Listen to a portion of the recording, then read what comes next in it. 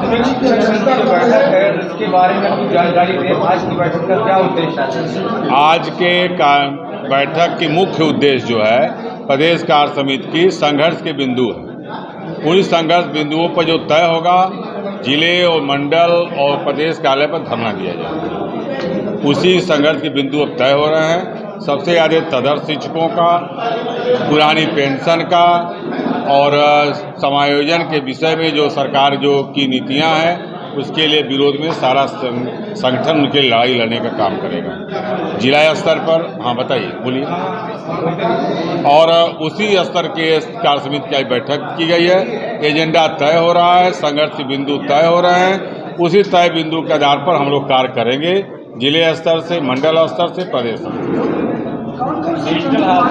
प्रमुख मांगे है तदर्थ अध्यापकों की जो सेवा समाप्त कर दी गई है।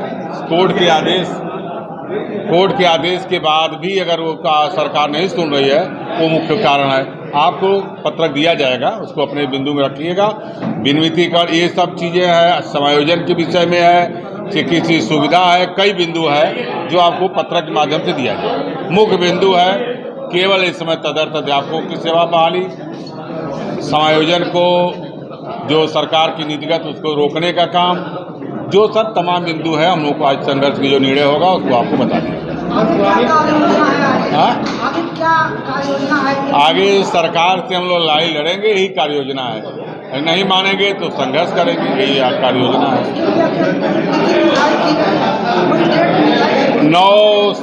9 अगस्त को जिला विद्यालय निरीक्षक कार्यालय पर पूरे प्रदेश में एक साथ धरना दिया जाएगा। ठीक है सर, पहले तो पूरा परिचय दीजिएगा। और आप लखनऊ में आए हैं, उत्तर प्रदेश माध्यमिक शिक्षक संघ की जो बैठक चल रही है उसके बारे में कुछ जानकारी दें। मेरा नाम अरविंद कुमार कैथवार, जनपद इटावा से शिक्षक संघ पांडे गुट का प्रदेश मंत्री हूँ। जुलाई में प्रांतीय पदाधिकारियों की और जनपद के जिलाध्यक्ष और मंत्रियों की प्रदेश स्तरीय बैठक होती है, जिसमें हम लोग अगले सत्र की जो संघर्ष की कार्रवाई है उस पर विचार विमर्श करते हैं और उसकी रूपरेखा तय करते हैं।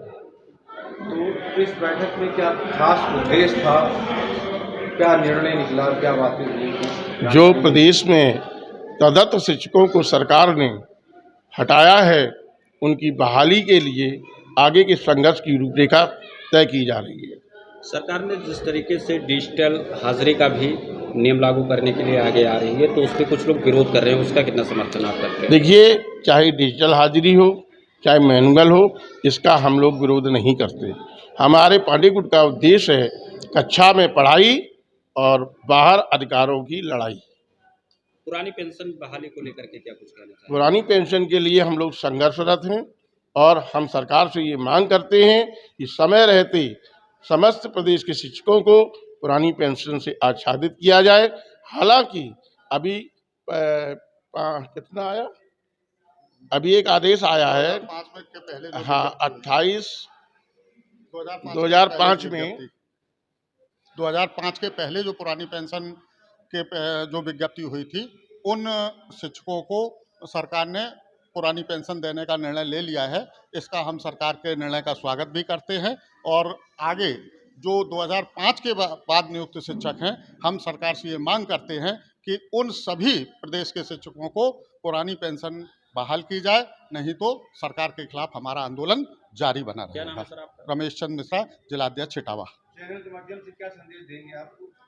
चैनल के माध्यम से हम यही संदेश सरकार को देना चाहते हैं कि ओपीएस जो है वो बहुत जटिल समस्या बन गया है सरकारों के लिए, और हम लोगों के लिए ये जीवन मरण का प्रश्न बन गया है। क्योंकि जब शिक्षक 60 साल के बाद रिटायर होकर जाता है और वो उसको अगर पुरानी पेंशन से आच्छादित वो नहीं होता है, नई पेंशन में एनपीएस में कुछ भी शिक्षक को मिलने नहीं जाता है, जब वो लास्ट में रिटायर होता है और 1 लाख वेतन पर रिटायर होता है, तो उसको 3 और 4 हज़ार रुपये पेंशन दी जाती है, जिससे कि वह अपना और अपने परिवार का भरण पोषण या अपनी पत्नी का भी भरण पोषण नहीं कर सकता है महीने भर का। इसलिए हम सरकार से ये बार बार मांग करते रहे हैं कि हमें ओपीएस से आच्छादित किया जाए, तभी हम लोगों का भला होने वाला है और सरकार सरकार आश्वासन तो दे रही है। नहीं, सरकार आश्वासन नहीं दे रही है। जब भी विधानसभा या विधान परिषद में ये मामला उठाया जाता है शिक्षक नेताओं के द्वारा, हमारे जो शिक्षक प्रतिनिधि हैं उनके द्वारा जब भी ये मामला उठाया जाता है तो सरकार की तरफ से जवाब यही आता है कि इन बिंदुओं पर कोई सरकार विचार अभी नहीं कर रही है।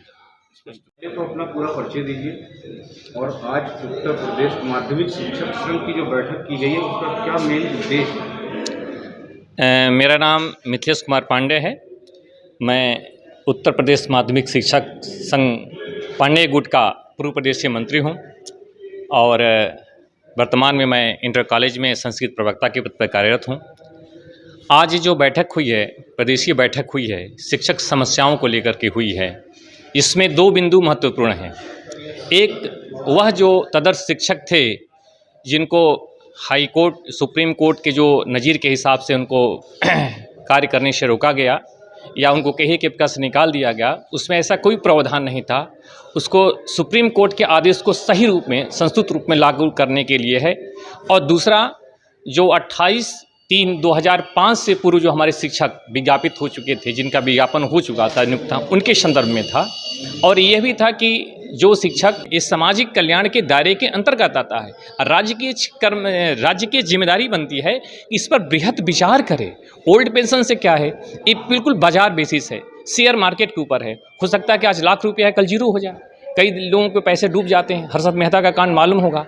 तो शेयर के ऊपर नहीं होना, जुए के ऊपर नहीं होना चाहिए। ये होना चाहिए कि राज्य अपनी जिम्मेदारी के तहत जैसे पहले करती थी, 2005 के पहले थी, उसी को फिर से लागू करे। और पूरा समाज, पूरा जितने भी लोग हैं सरकार के साथ हैं। हम टैक्स भी देते हैं, हम सरकार सहयोग भी करते हैं। जब कभी आपदा आते अपना वेतन का अंश भी हम देते हैं। हम हर तरह से तैयार हैं, क्योंकि उसी का हम ही अंग है और हमारी वो अंग है।